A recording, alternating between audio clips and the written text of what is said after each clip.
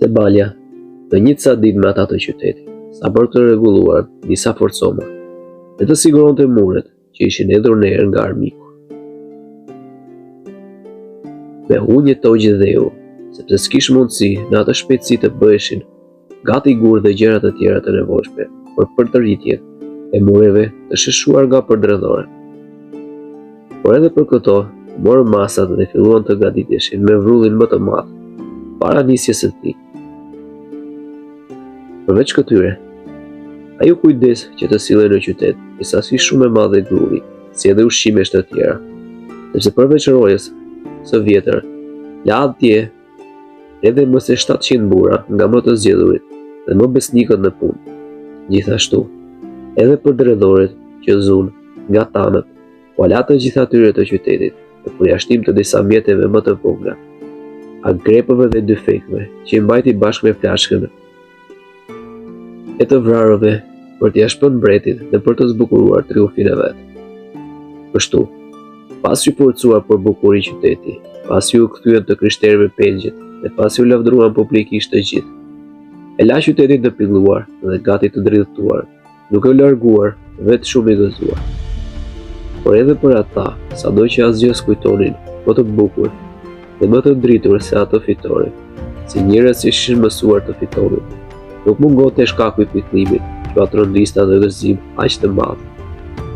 Pa bënte të mangët, sepse edhe prej tyre kishin mbetur në berat 3000 e pak të vrarë.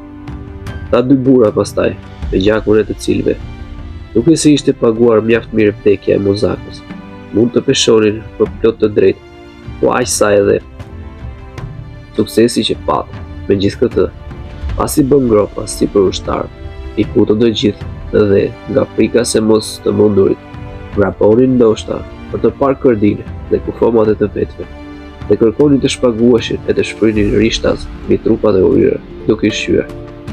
Në dimër, kur doli drita e supaqe kund Mojsiut, filloi një tronditje dhe fiktimi i madh, sidomos ndërmjet miqve, dhe atyre që ishin më të lidhur me ta, të shqetësuar. I kërkonin në shumë vende dhe e pritën gjersa u bë natë. Disa besonin se ishte vrarë, me palë të tjerë se ishte nishur pa thënë gjë për të bërë ndonjë vrojtim, dhe ose ishte vrarë, ose për ndryshe do të kthehej së shpejti. Më të shumtët, duke gjykuar nga mbledhjet e tij një ditë përpara dhe nga takimet e veçuara të disave, pohonin atë që po ndodhte me të vërtetë. Ky mendim pranoi kryesisht, sepse edhe të dyshimet të atij komplotit zbukeshin gjëkund.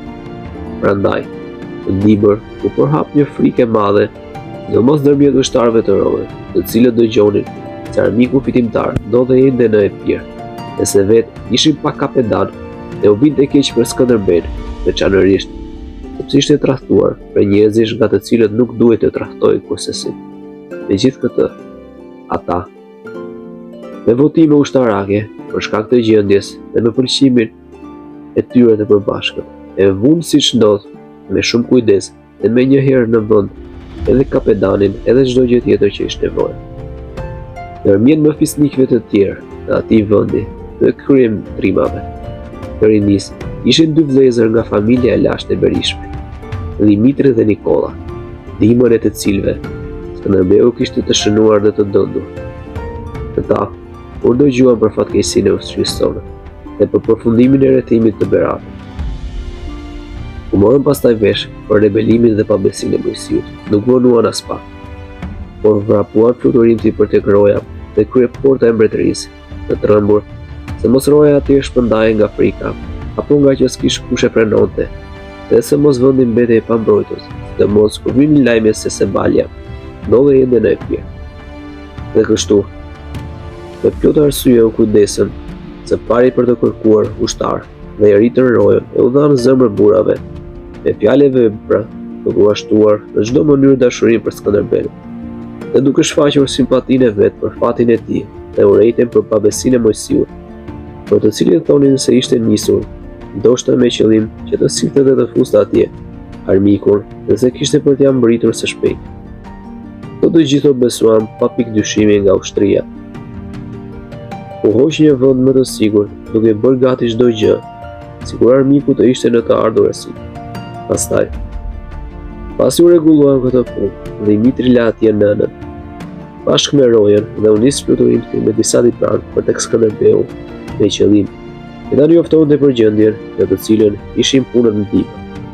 Ndërkohë, nga dëshmitarët e zbulurës të sigurt, po vinin lajme për largimin e Sebaljes nga Berati dhe nga gjithë Epiri.